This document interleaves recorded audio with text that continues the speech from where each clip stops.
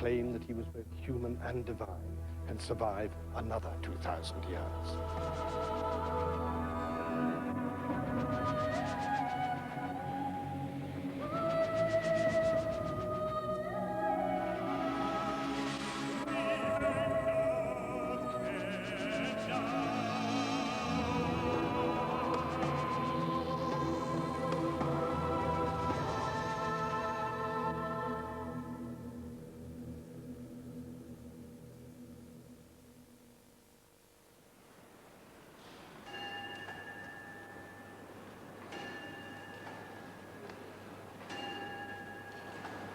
I learned about Jesus the God in my early childhood in India.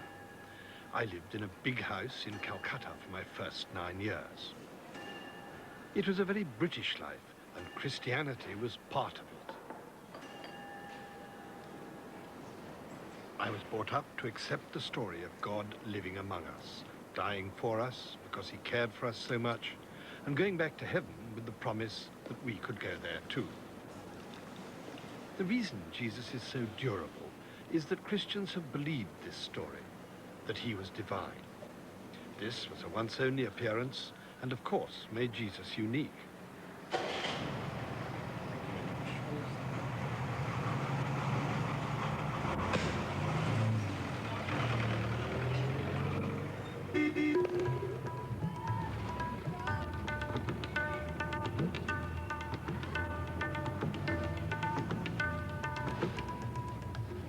As I begin my travels to explore what is lasting about Jesus and his story, I've been remembering the baggage I carried as a child. I was told that the religion of most Indians, Hinduism, with its idols of different gods, was anathema. After all, idolatry was against the 10 Commandments. Islam was a little better. At least Muslims only believed in one God. I never doubted that there was only one true God, and that was Jesus. The India I was brought up in was the India of empire.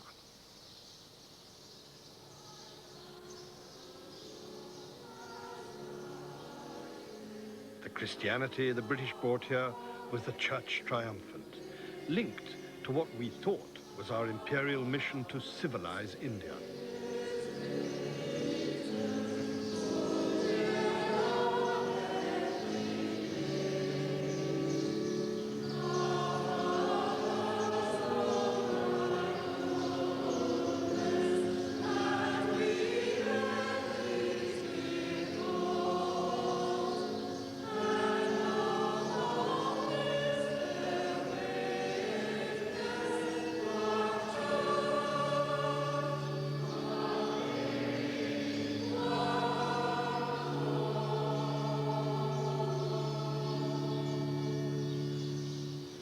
This is Calcutta Cathedral, where my parents were married. To me, it epitomizes the Victorian missionary sense of the superiority of Western Christianity.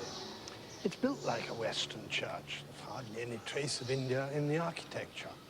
And it was built to house one of Britain's most energetic missionaries, Bishop Heber of Calcutta. Bishop Heber was a man of great learning and courage. No one should underestimate the devotion and sacrifices of the missionaries. But because he was so convinced of the uniqueness of Jesus, he found it very difficult to discover any good in other religions, as we know from his own hymns. The heathen in his blindness, he wrote, bows down to wood and stone.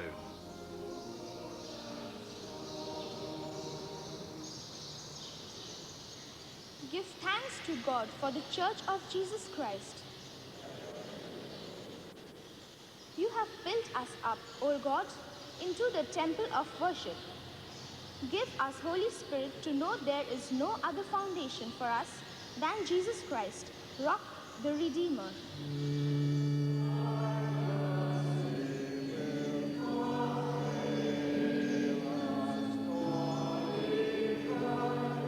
I still enjoy singing hymns and go to church quite often. I love the church, but I can't pretend my life has followed a Christian path. I certainly no longer share the triumphant conviction which inspired the missionary efforts in this country, and which I was not surprised to discover in the founding prayer of this cathedral. Let it be a place increasing more and more until this land of darkness be illuminated in all its recesses with the light of the everlasting gospel.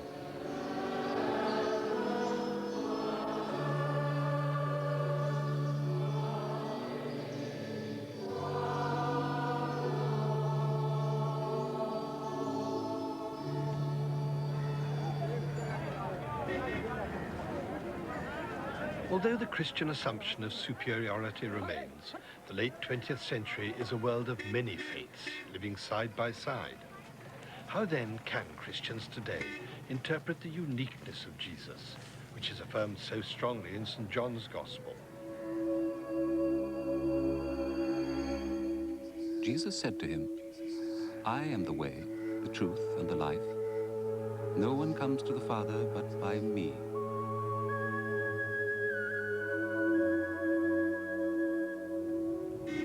Ironically, it was India, when I came back as an adult, which undermined my certainty. I could no longer look on Hinduism as mere idolatry, and I came to realize that it's possible for religions to learn from each other rather than compete.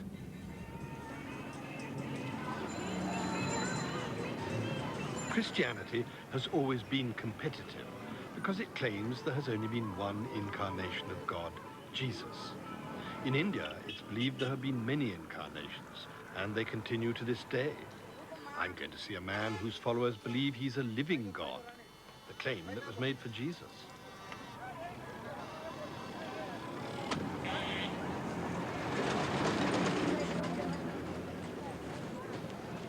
The living God here is Sai Baba, whose followers come from all over the world to his center near Bangalore.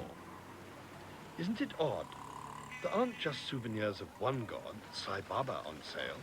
Here you can buy a picture of Ganesh, the elephant god, or Vishnu, and Jesus too.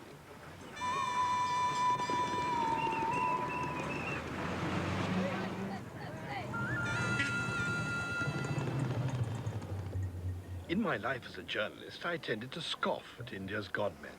But I should perhaps remember the skeptics scoffed at Jesus too, and accused him of being nothing more than a charlatan. Yet here am I, making this program about him 2,000 years later. Today, thousands of Sai Baba followers will see their living God appearing before them. I want to understand how a human being can be worshipped as a god. Perhaps this will help me find out why it happened to Jesus. How did he become God? I mean, was he born God or? Yeah. You see, if his mother was once asked by someone, and she said that when she went near a well, a great light entered her, and after that, she became pregnant, and then Swami was born.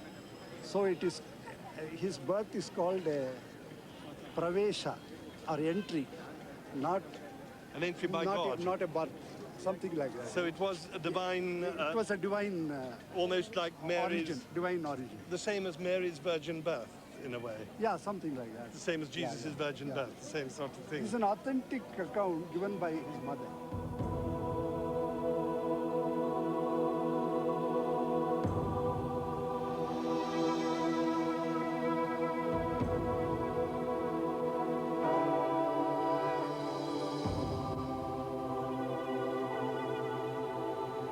I think there's a similar magic in Krishna's birth for Hindus, and there are many parallels in the story itself in terms of the birth of a divine child in the middle of the night, accompanied by extraordinary signs. In the Christmas story, we have the three kings coming, we have the angels singing. Similarly, with Krishna, suddenly the ocean is agitated, the air is agitated, the heavenly drums are playing, flowers are raining down from the sky. It's an extraordinary birth of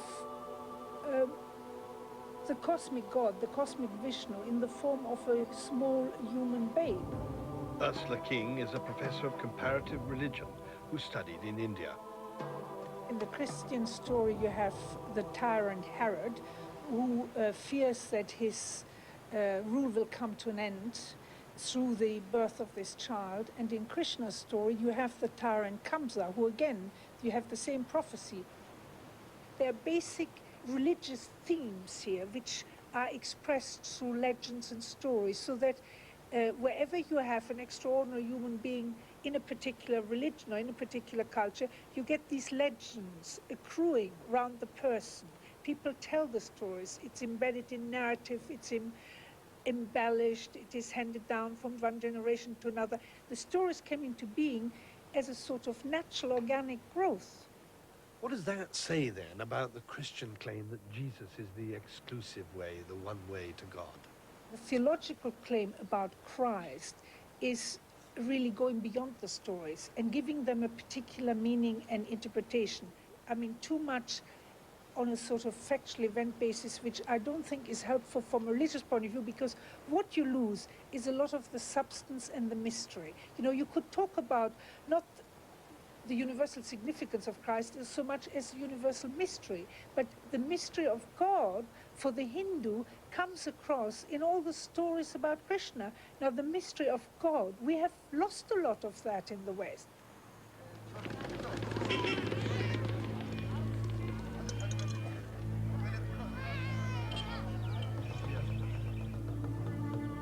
I was taught that it was the miraculous stories which made Jesus unique.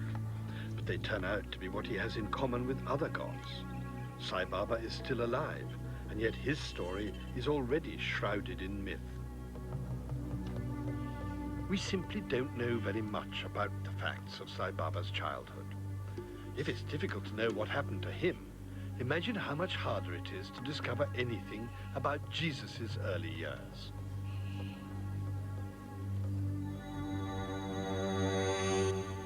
But there are also many other things which Jesus did. Were every one of them to be written, I suppose that the world itself would not contain the books that would be written.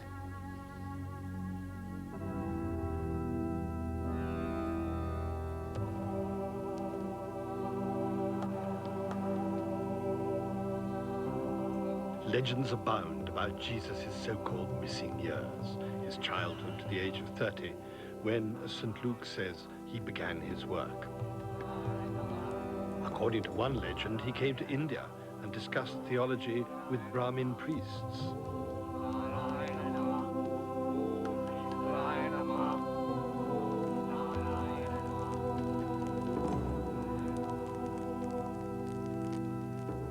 He was in Japan. And of course, there's Glastonbury. There's a story that Jesus came here as a child with Joseph of Arimathea. The story of Jesus coming here is a mysterious thing. What you'll hear nowadays is that Joseph was his uncle, or presumably his great-uncle, and that when he was a boy, he came here on trading expeditions. The Glastonbury legend has been studied by Geoffrey Ash. We know that Joseph was rich.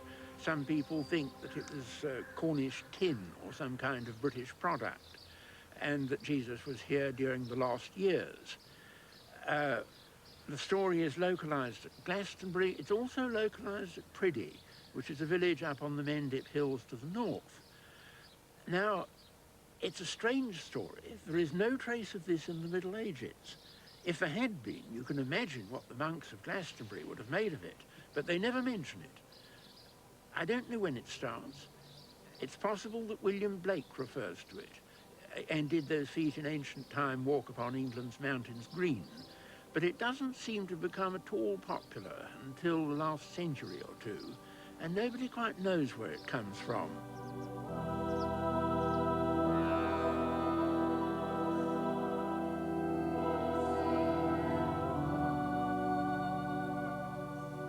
It's all too easy to fall into the trap of believing that legend means lie. And then there's the temptation to think that the Gospels were made up to suit the Church's version of Jesus. Now, I know that's an exaggeration. But then, as a journalist, I was taught to respect facts. And as a child, I learnt the phrase, the gospel truth. So where do we draw the line? How much of the gospel has to survive the scrutiny of historians for the Christian story to retain its credibility? The four Gospels have been studied by believers and by skeptics, and no one would deny that there is history in them. The theologian Richard Burridge has used computers to analyze other ancient lives and find out how history was written then compared with now. If we look at a contemporary biography of our generation, you expect to find a large part about the person's childhood and education, an equal space given to every period of their life, and explaining the psychological motivation behind everything they did. And the Gospels don't look like that. They don't tell us what Jesus looked like. They don't tell us where he went to school. They don't tell us what happened in the first 30 years of his life. They concentrate on this very small period. And as these computer graphs show, they have a great stress upon the death the last couple of days. And so people said, oh, they're not really biographies because they don't look like a modern biography. But if you look at an ancient biography, we find exactly the same pattern. And here's Mark's Gospel. We see that actually a quarter of the verbs in Mark's Gospel have Jesus as the subject. A further fifth are his words and his teaching. And if we compare that with Satyrus' Life of Euripides, we find exactly the same distribution going on. So this shows quite clearly that the Gospels are a form of ancient biography, and that their subject is the person of Jesus. So, Richard, if I want to know whether Jesus actually said, I am the way, the truth, and the life, can you tell me? Well, in that particular saying, you've gone for a saying of Jesus from John's Gospel, which doesn't occur in any of the other Gospels. And we have to relate the Gospels to first-century biographies. So, I mean, with all these wonderful books here, if we take Tacitus's life of his father-in-law, Agricola, again, as we saw just now, he devotes a quarter of the life of his father-in-law to this one day, one battle in 84 between the Roman troops and the Scottish tribes. And yet all of this material here about the battle is actually a speech given by the native chieftain.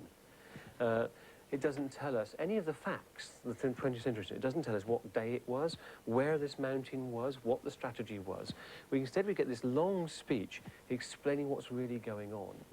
So the ancients are not interested in did somebody say those very words, but who is this person? What does he stand for? So when Jesus says, I am the way, the truth, and the life, in those many words, he could have used those words, but this is only a selection of what's going on, and that phrase stands for the totality of John's understanding of who Jesus is through the gospel. I find it reassuring that there are scholars who believe the gospel story is reliable. But the existence of four gospels shows that bare facts are not enough. It's the interpretations which make the story of Jesus so compelling. The Jesus of history has produced the many Jesuses of faith, and it is they who have inspired so many different people in so many different ways.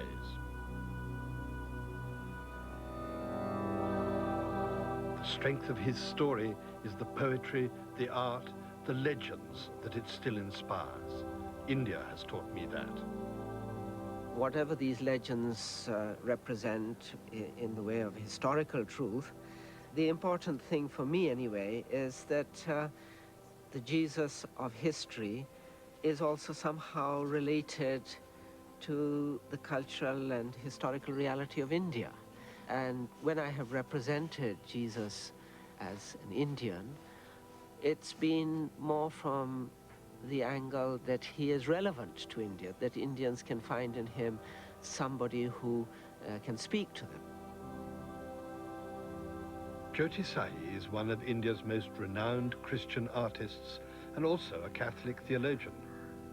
Sri Ramakrishna had a vision of a man coming towards him dressed in orange saffron clothes, but looking different somehow. And Ramakrishna asked him, who are you? And he said, I am the Jesus whom you worship. So I think that certainly in modern times, a number of Indian thinkers have felt that Jesus has come to India, if not in the physical sense, at least in a spiritual sense. India is a great country for myths, and so much of Indian religion is based entirely on myths. How has that affected your Christianity? Yes, I think that formally there was always a distinction that Christianity is a historical religion and other religions are mythic and symbolic and therefore perhaps not really true. But I think also that in our present understanding of the Bible and our analysis of the Bible, we realize that there is a lot in the Bible which is also myth to be found there. Stories which have come from other societies, and like the story of Noah, which was a myth and which has been incorporated into the Bible. And later on, various events which have mythic basis, such as, for example, Jesus walking on the waters, or and so on, which is a common mythic pattern of thinking. And so, interwoven in what we call history, there is a great deal of myth. And I think that in my own understanding of Jesus, there is this historical Jesus, but also Jesus as he narrates himself through his own parables, as he tells his own story. The stories Jesus told in his life inspired the belief that he was God incarnate. 2,000 years later, the hunger for a living God remains.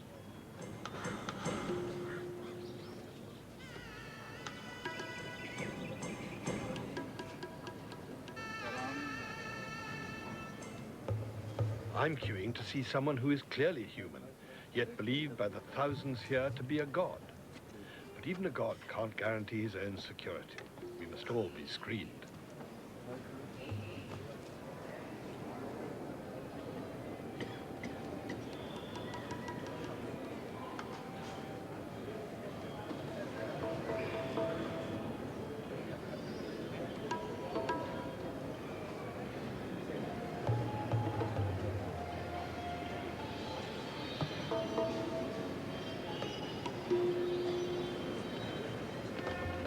There is an element of showmanship here. Plenty of time is left for the tension to build up. Was there this anticipation as the crowds waited in Galilee for Jesus to appear?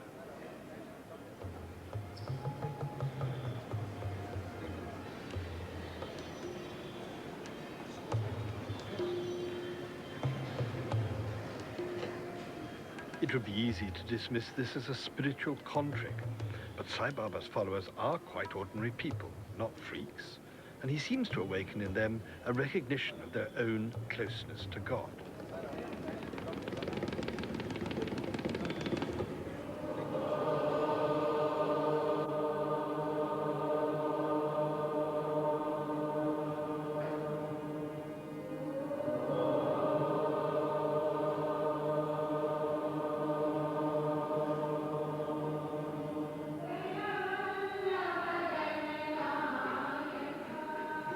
Doctor, can you tell me, do you believe that Sai Baba is God?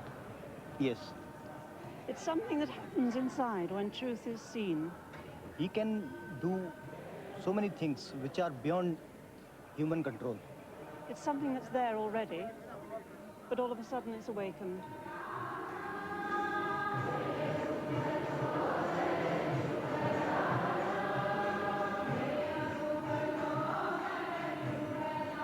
He's the one that has shown me the light. I've enjoyed his divine nectar, and he's given me the peace that I'm looking for, and he's told me to look within, and he's installed in me. It's not that he is God alone. He's teaching us that we all are God. That means that we all are the divinity that is embodied in this body, in your body, in his body.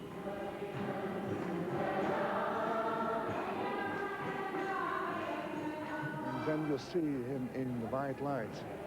And then was for myself the moment that he was God. I saw a white light. Baba was very, how's it in English? The cosmos, the universe. He was the universe. He was the universe. And myself was a part.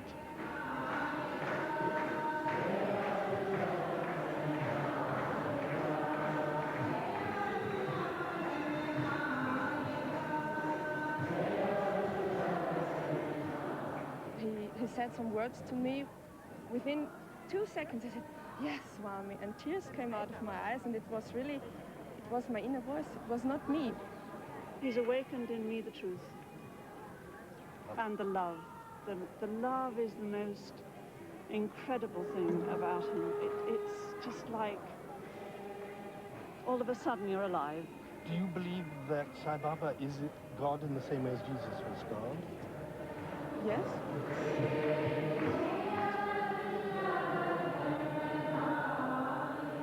If people here and now can believe in the divinity of Sai Baba, then perhaps we should be less skeptical about the idea that people saw God in Jesus during his lifetime.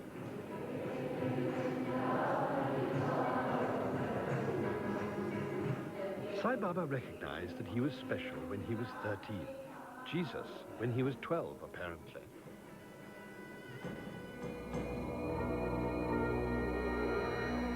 And when he was 12 years old, they found him in the temple, and all who heard him were amazed at his understanding and his answers.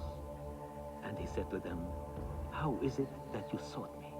Did you not know that I must be in my Father's house?"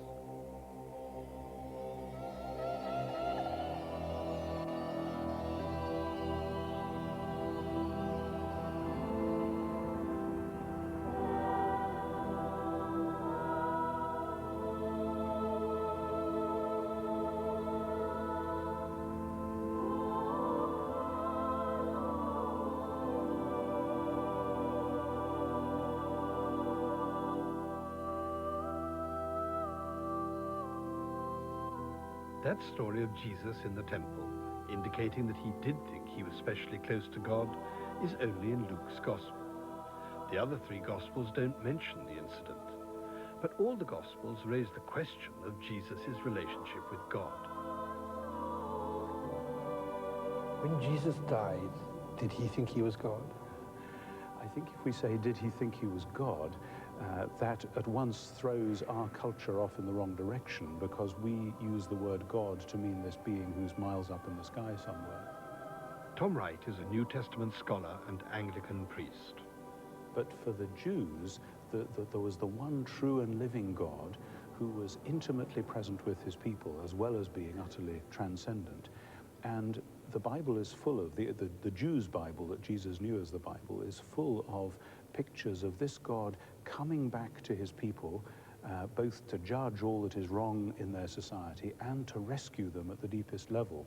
And it looks to me as though, as Jesus went up to Jerusalem and did those extraordinary things, he was acting as though he believed he was the temple's replacement, that is, the place where God lived, and also as though he was embodying that whole theme of Israel's God returning to his people at last.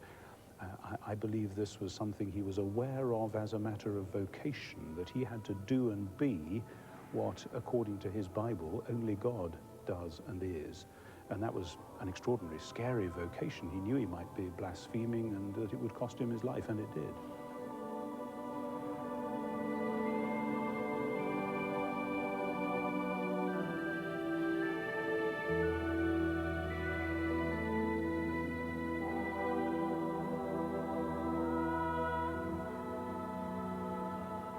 Spires of a Gothic cathedral, they draw you upwards, they pull your mind upwards. It's a bit like this very splendid temple here in South India. You have the towers there soaring up to the sky, pointing to the heavens. It's really this pointing to transcendence. You go more and more into the center, and the Holy of Holies, the sacred space, is really most powerfully at the very center, and that is, comparatively speaking, very small. It's really as if the whole universe were organized and arranged around God, around Brahma. I was brought up to love Christian imagery, and it came as a shock when I first learned that there are similarities between churches and Hindu temples, both in their architecture and in the beliefs that inspired them. But the difference for me is all the diversity I see in this temple. No services, no straight pews, no narrow aisles, everyone doing their own thing.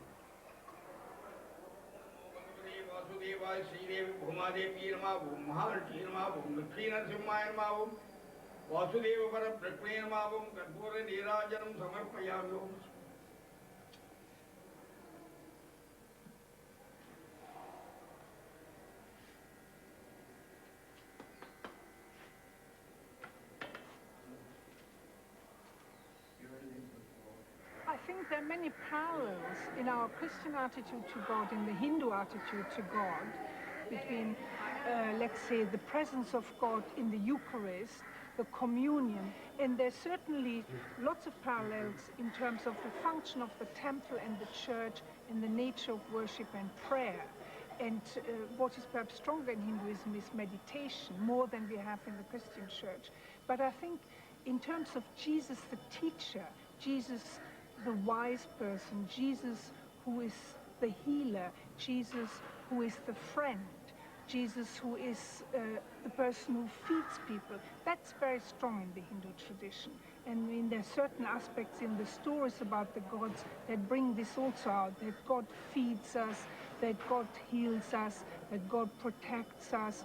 There's not just one way of talking about God. There's not just one way of worshiping God. There are many different ways, but they all point to the one, to that which is hidden and unmanifest, which expresses itself in these myriad of forms. And in a way, the temple is the kind of living embodiment and expression of this. The many pillars, the towers, the courtyards, the shrines. There are always many shrines in a temple, apart from the central one. The many people in different acts of worship. You know, there is this room for diversity and pluralism in the way that we don't have it in the West.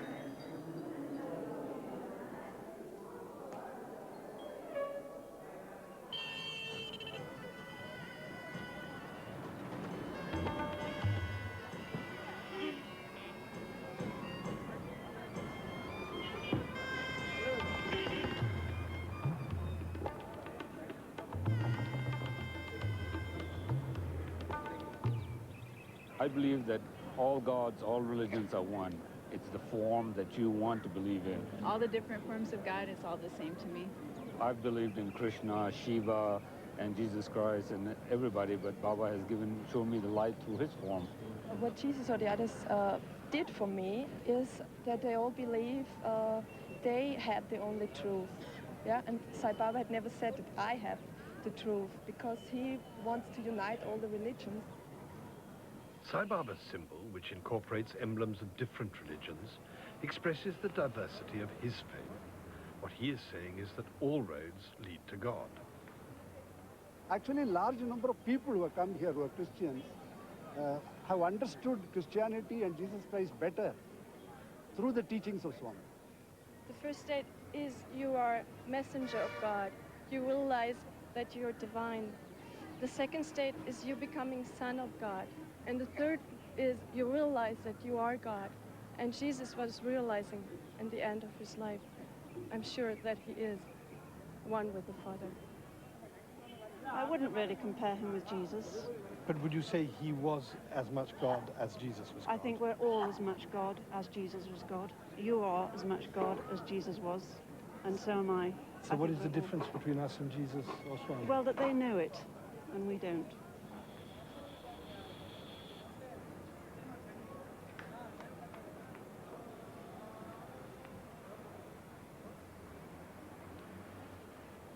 Christianity is a religion which excludes all other religions. It claims the Christian way is the only way. But in India, there are religions which accept that there can be many different ways to God. That Christians, Buddhists, Hindus, Muslims are all traveling to the same destination. They've only chosen different routes.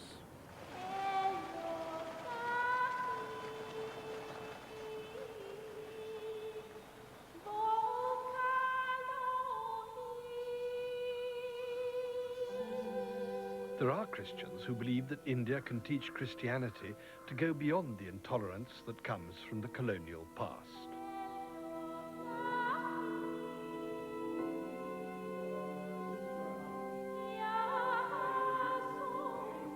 Shantivanam is the home of that Indian Christian movement.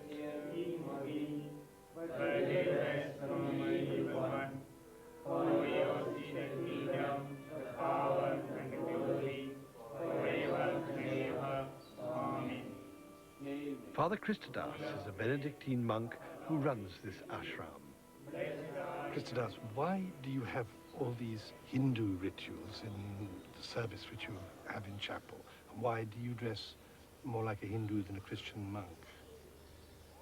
See, since I am an Indian, and a Christian, I don't want to get out of my Indian identity as an Indian, and the Christian life doesn't exclude me from practicing my rich Indian heritage.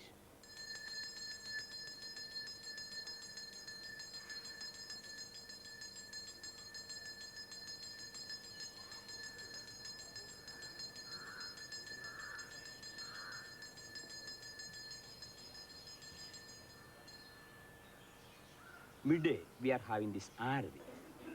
Arati means take the light in front of this tabernacle, and we see the light of Christ through that. So 3 times we take the Arati in front of the Blessed Sacrament, and then we receive the light by waving like this with both hands, receive the light of Christ. Then we put midday a red mark, evening ash. Our midday meaning is this: after receiving the light of Christ, we are remembered or reminded of the inner eye of the Holy Spirit, or inner eye of Brahman, according to India. But for me, is the wisdom of God. And for me, wisdom is the Holy Spirit. But you would agree that you can reach God without Jesus through Hinduism, for example? No. Each religion is a unique revelation of the same God, same Christ. And Christ is a man among men, but at the same time, he is the unique manifestation of the same Father, not only for Christians, he's a universal God.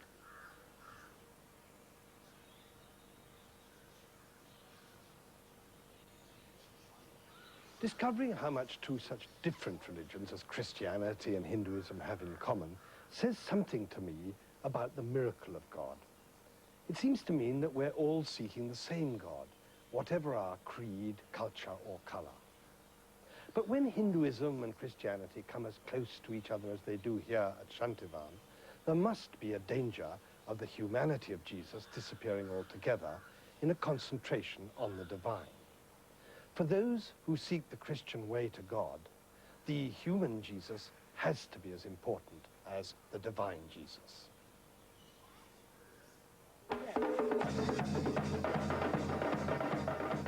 Leaving Shantivanam, a funeral procession reminded me that all the questions raised by Jesus relate to the universal mysteries of suffering and death.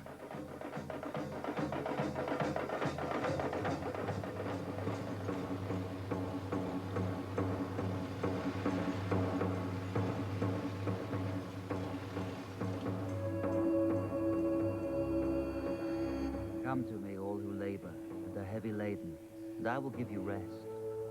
Take my yoke upon you and learn from me, for I am gentle and lowly in heart, and you will find rest for your souls. For my yoke is easy and my burden is light.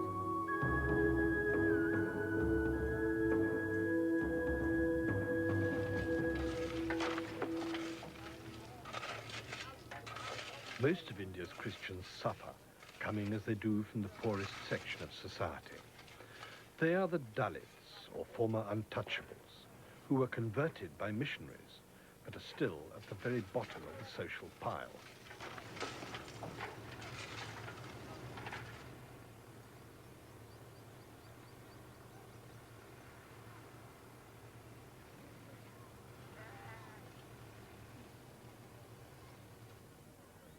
They still suffer the stigma of untouchability, still suffer the discrimination which has made them live in segregated villages, worse than apartheid.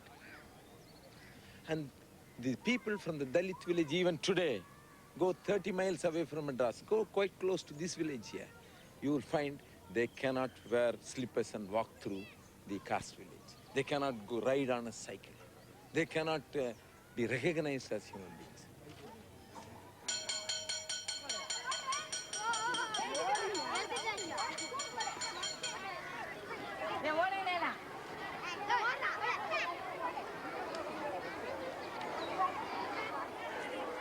Bishop Azariah is the first Dalit Bishop of Madras and a champion of their cause.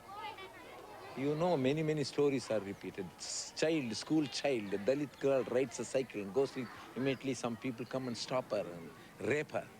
This is the kind of thing goes on. People think they are cheap and they treat them as if they are nobodies. Now this goes on in the village. That's a kind of a suffering that goes on. And many more things can be said.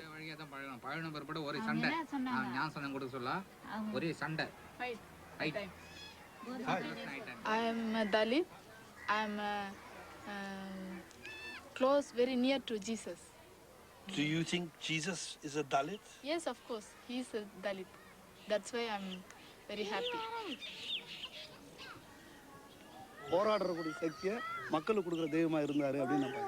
He's God who came down to earth to work for the oppressed of the society. So today I see him as a model for me. கடவுள் மூலியமா அந்த நாட்டுல இருந்து இந்த நாட்டு பாருங்க வர அவங்க மூலியமா தான் அவர் அவர் வந்து ஏழைகளின் கடவுள் அப்படினு சொல்லி நீங்க நம்புறீங்களா? நம்புறேன். She believes that Jesus is the God of the poor, and also through him only we all have come here, it seems.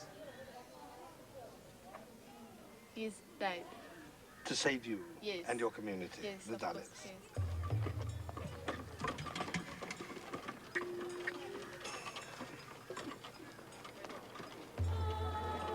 If you ask the village people, they will witness to the fact that they have an inner joy.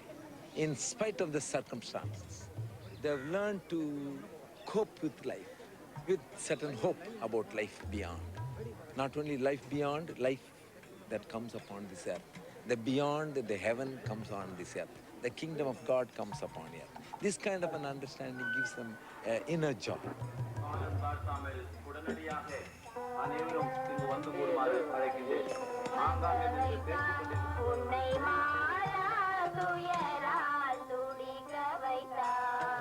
Did the Dalits accept Christianity because they thought it would remove their social stigma, give them self-respect? Were they attracted by the offer of education or the hope of jobs? Did they believe that Jesus was superior because they saw him as a Western God? Or was it because as a God who suffered, they believed he sympathized with them and that they sympathized with him as well?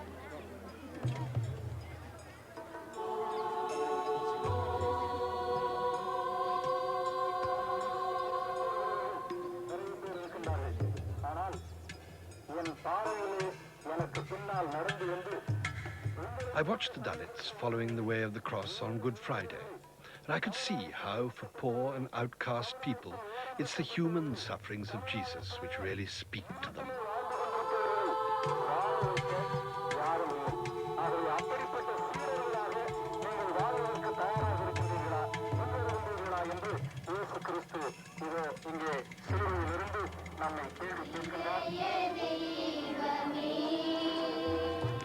Perhaps these people, whose actual lives are miles away from the values and indeed the wealth of Western culture, are nearer to Jesus than we can ever be.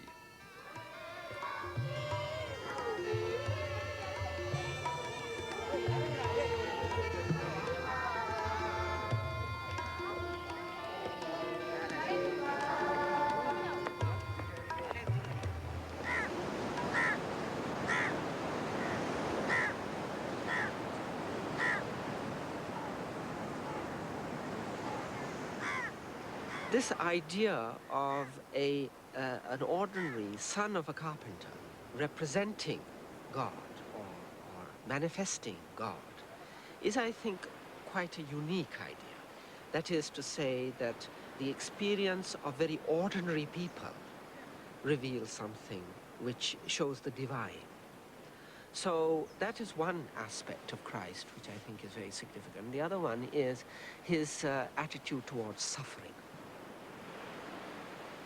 The question of suffering is present in most philosophical systems, but it was always from the point of view of how to avoid it. But I think that one could say that the essence of Jesus's gospel was that suffering could be something very positive, that it was part of the creative process. And I think that this is what has interested many artists about the gospel tradition, that he related it very much with the experience of a woman about to give birth, a kind of travail, where he said in his last discourses, in the same way as a mother feels great pain but then feels joy after the baby is born, so suffering is only, as it were, part of the journey towards a greater experience of joy.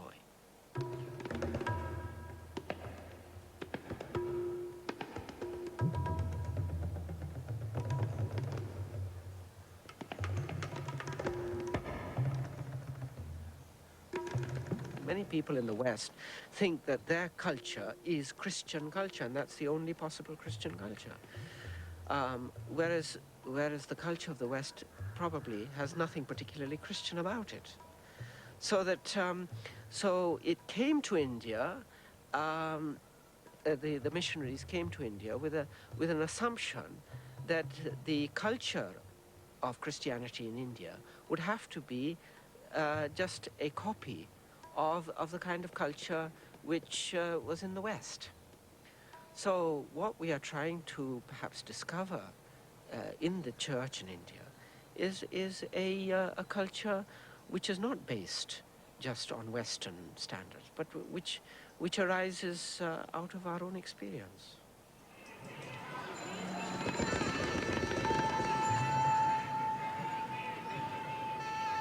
At last, I do seem to have found a difference between Jesus the God and the gods of India. Sai Baba is human, but he almost seems to live above the ground, insulated from us ordinary mortals. The gods of Hindu mythology, we don't know whether they ever lived at all. What perhaps makes Jesus unique is that he is one God who has to have lived a very full life with his feet firmly planted on the ground, if Christianity's claim that he shared our sufferings and died for us is to be justified.